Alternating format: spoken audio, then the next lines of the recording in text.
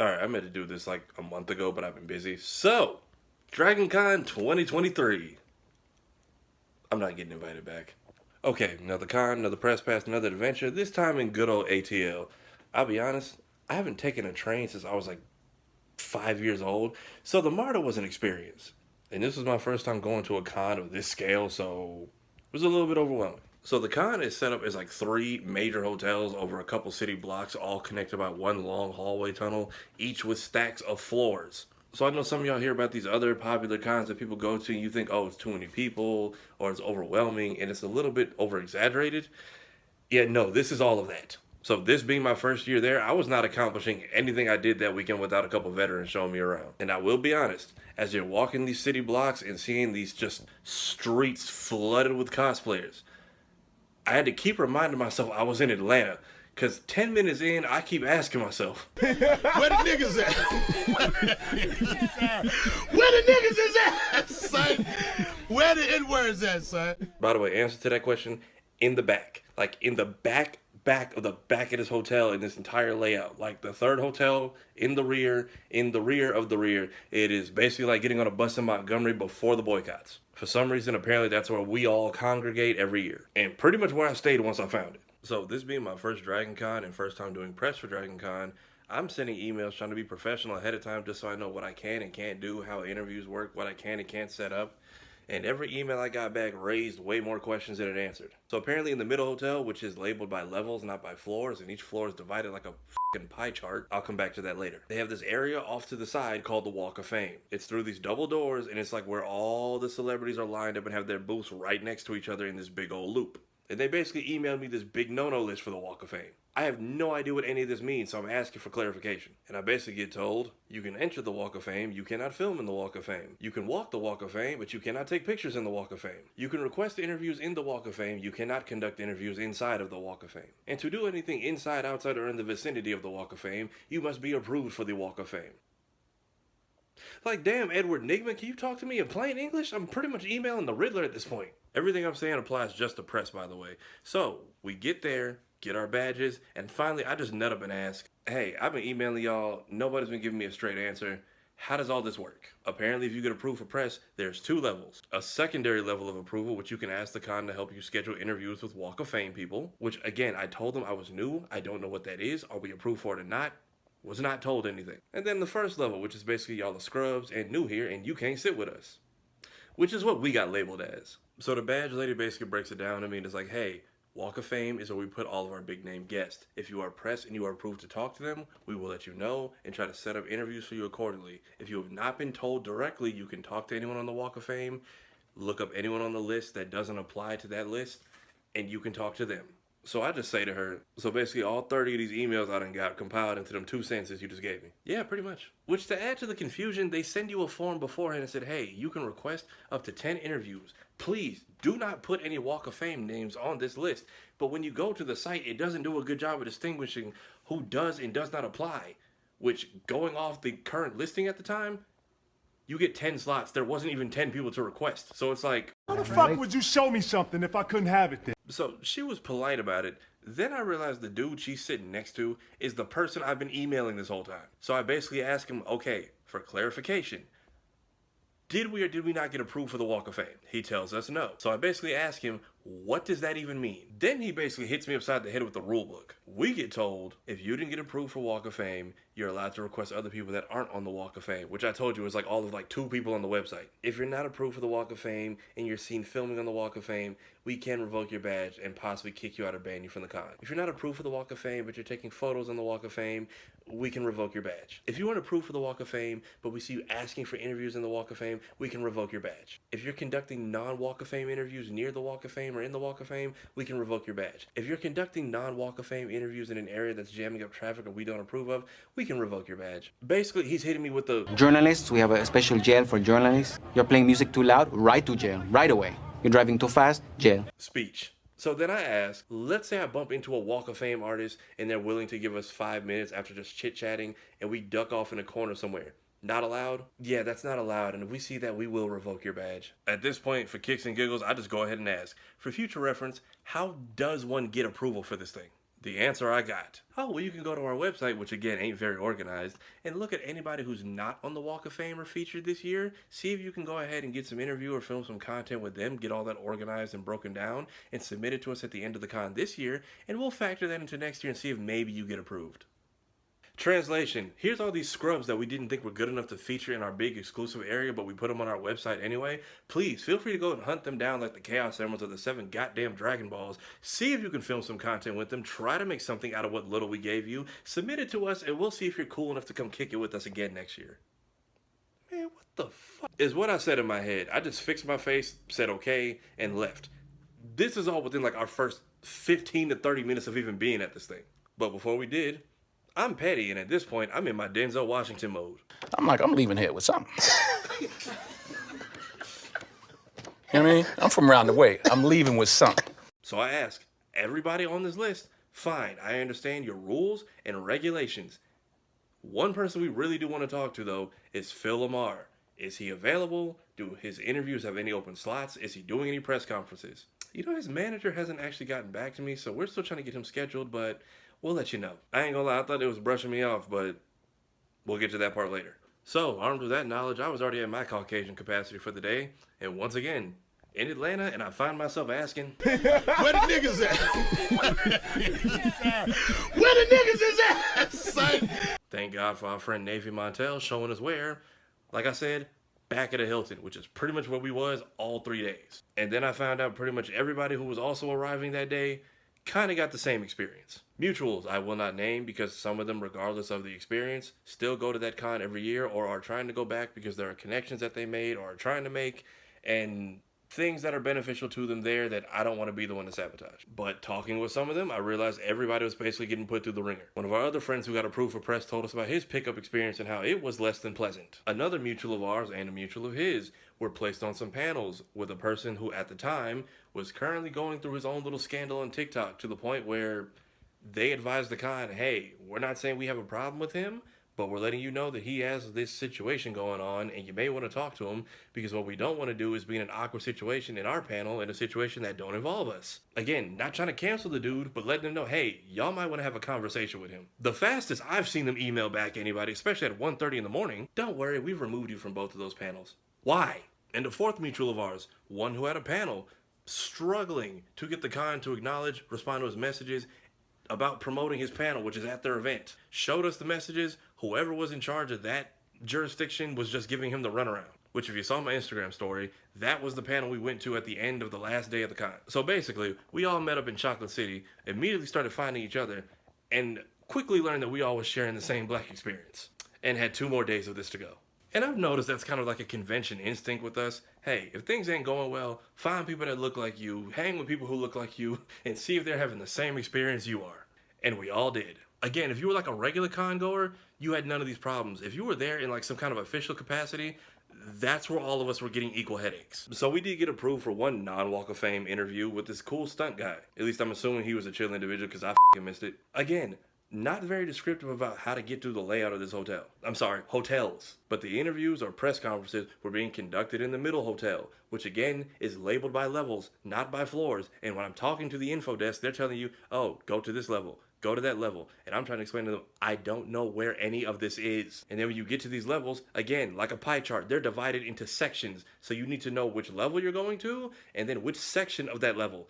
I knew nothing. Again, I got there 45 minutes early. Hatched plenty of Pokemon Go eggs at least. And the worst part is when you take the elevator or the escalator down, it goes past the level that I need to, so it skips a floor. I could not find the accurate way to get to where I need to, and you can easily miss it. You go down the stairway that you need to get to that floor, and the interview room or press conference area is in this back alley hallway that you can easily walk by because it's only being used by like convention people and wait staff for the hotel. And one of the strict things I got told when I picked up my press badge, if you are approved for an interview of any kind and you show up late or arrive in a way that is late and disruptive, You right to jail. you guessed it, kids, they will take and revoke your badge and possibly kick you out the con. So after arriving to the building early but finding the room 20 minutes late, I at least decided to go and make sure I know where it is, because apparently that's where all the other interviews we get approved for are going to be conducted if we get into them. I looked through the peephole to see if maybe I can just creep in and just catch up with my boy since he's already recording and I might be able to help him field some questions. I looked through the peephole of the door. There's a staff person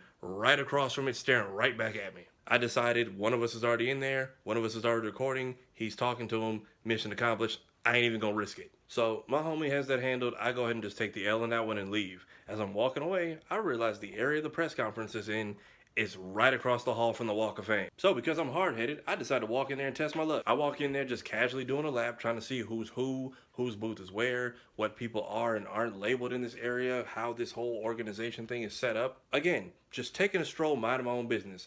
But I couldn't help but notice, as you're walking through here, you can't really tell who's a con employee and who's just a regular person. And again, if you're just a regular guy or gal in line waiting to buy or pay for something or an autograph or a phone shout out, whatever, you were cool. But when I tell you the con employees were stashed amongst the general population, blended in like John Wick agents, again, as I'm going through this area, I can't tell who is who, but I notice every couple steps I take, someone is just eyeballing my badge hard. And again, you get these cool little like stickers from other people's stuff or featured things you go to, but mine has this little media tag on it. If you get approved for Walk of Fame, I don't know if you get something different, but I saw people just staring super hard at that green line, and it looked like they were just waiting for me to pull my phone out or do something I wasn't supposed to. Again, wasn't gonna risk it, did my lap, figured out where Phil's booth is, I left, did not go back till the third day. Again, this is early into day 2 of the con. Day 1 was already us getting the book thrown at us, followed by a chill little visit over to Fanbase HQ. Day 2 was me confirming everything they told us on day 1. At this point, a regular press badge without extra approval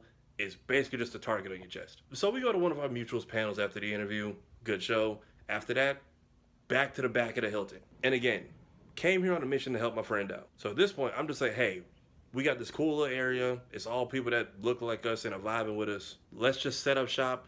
We just gonna grab everybody that we mutually know and just start doing interviews. So thank you Hellspawn Cosplay. Thank you Geeks and Grubs. Thank you FTO Nerd Talks. Thank you Navy Montel. And thank you Blurred Over for being accommodating there as well. All the interviews you can find on my homie Swift's channel. Again, regardless of all the stuff I'm talking about, it was fun seeing everybody and we had a good time doing all this. Please go check it out.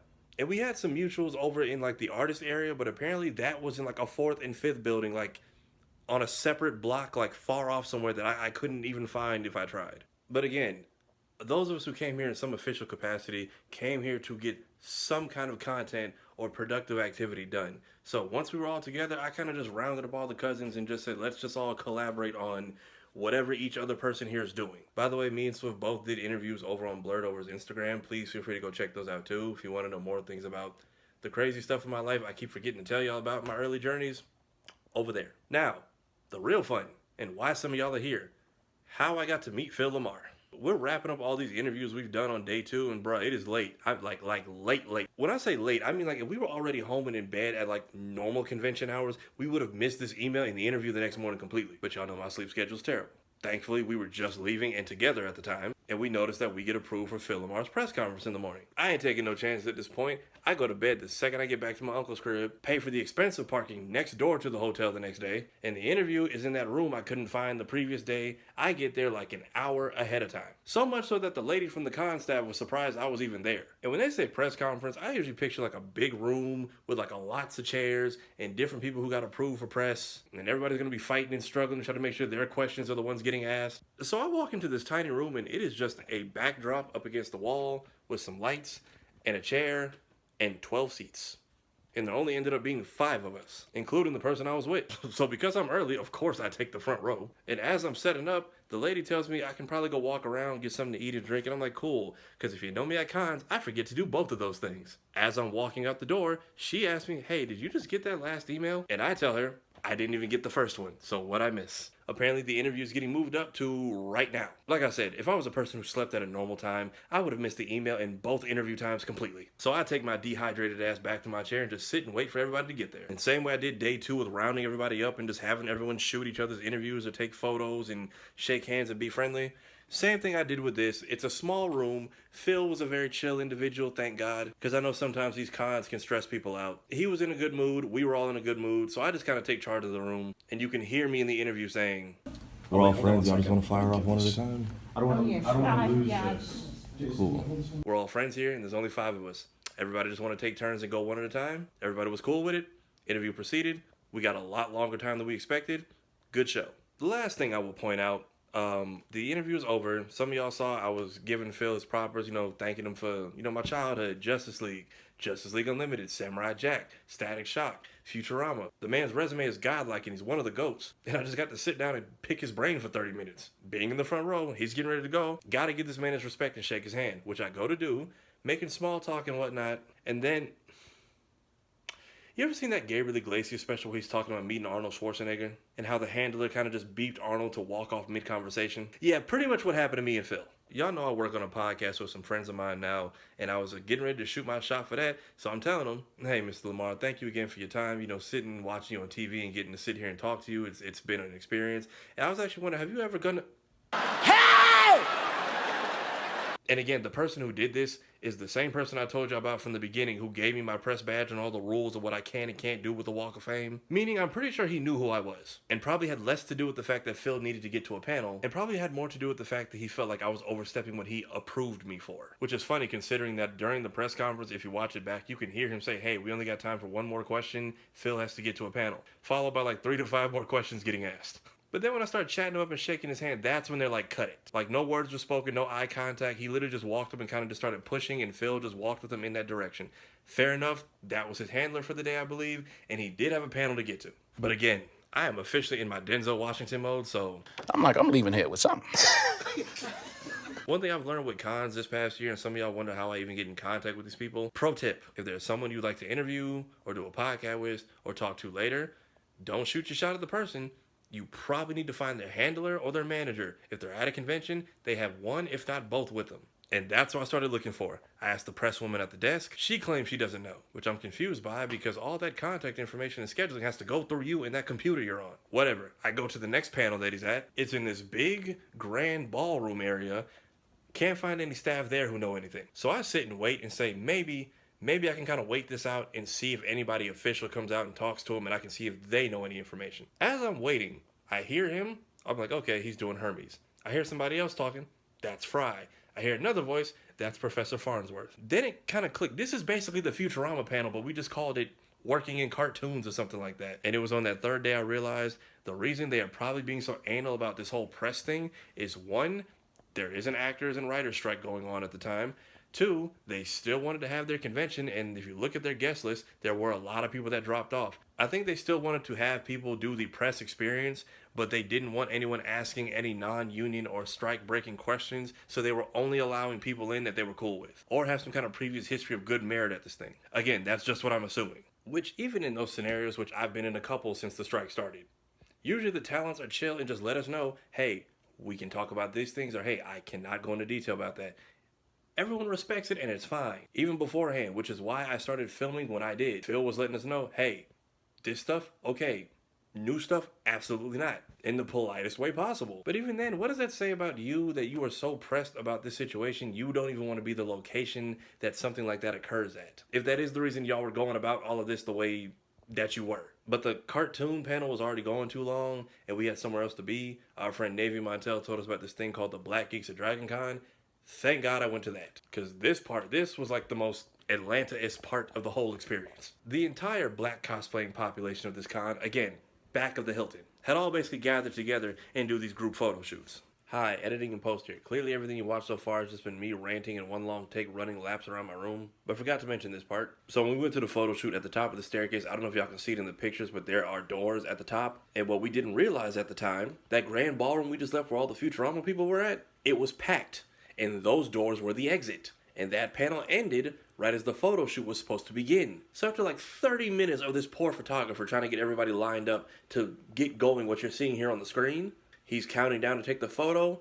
A sea of people just starts walking out from the top of the staircase and just flooding downwards. They're not stopping. They don't try to go back out and go through the side exit. They are just coming down, just disrupting this entire thing that we've spent the last half hour trying to get organized. So everything you're seeing here is like attempt number 2.5, 3 getting this all together. Yeah, that part could have been planned a lot better. And the best part was the white woman who showed up dressed as one of the beat down people from the Montgomery boat brawl. But this was probably like the coolest, most wholesome moment of the entire con. And it gave me my first viral Instagram video.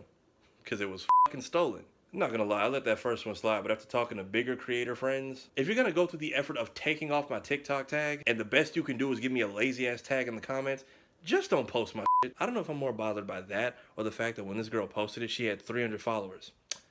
And within a week, that video got her to 8,000. Didn't even put a single hashtag. She just posted it and it just took off. Everybody's allowed to thrive off my content. Except me, apparently. But regardless of what con I'm at, I'm always going to look for my people, and I love the fact that we're always looking for each other. And it's just such a wholesome moment when we do. But again, with how things were going at this convention, if anybody is interested in going next year or looking for just this group of people, they do have a group on Facebook and an Instagram, I believe. And it was cool. They did like a big group shot, DC heroes, Marvel heroes, X-Men. However, because she showed up, everybody wanted to do another big group shot with the white lady and the white dude who dresses the Montgomery boat people.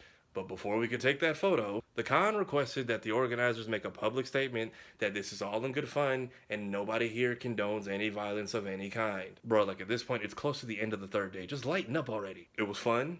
Everybody was a good sport about it. And after that, again, the mutual I told you whose panel was not being pushed by the con, almost everybody in that photo shoot went downstairs to that. Standing room only, completely word of mouth, with no support from the place we were at. So after the photo shoot and the panel, go back to the Walk of Fame, find Phil's booth, find his manager, and then found Phil.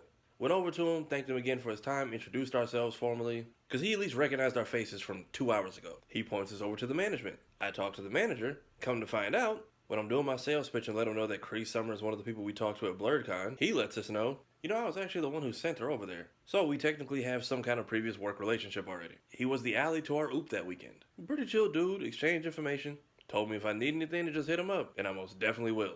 Stay tuned for that. So yeah, that was my DragonCon 2023 experience.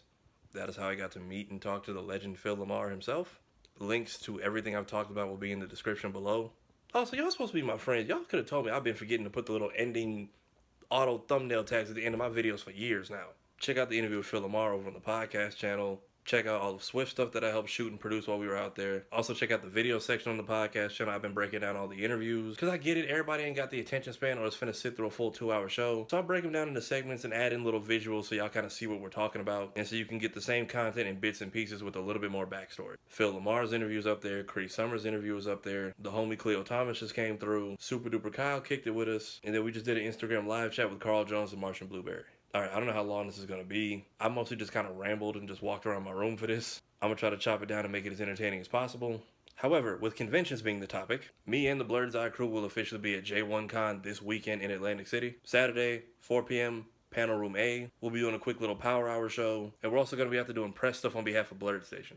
And y'all know I like giving away things, so I have some collectibles here. The crew will be coming through with their own stuff, so pull up to the panel. We will have prizes. But yeah, that is it for this video. If you have made it this far, again, I appreciate you. Y'all have a good week. Remember, all I'm offering is the truth. Beats, baby.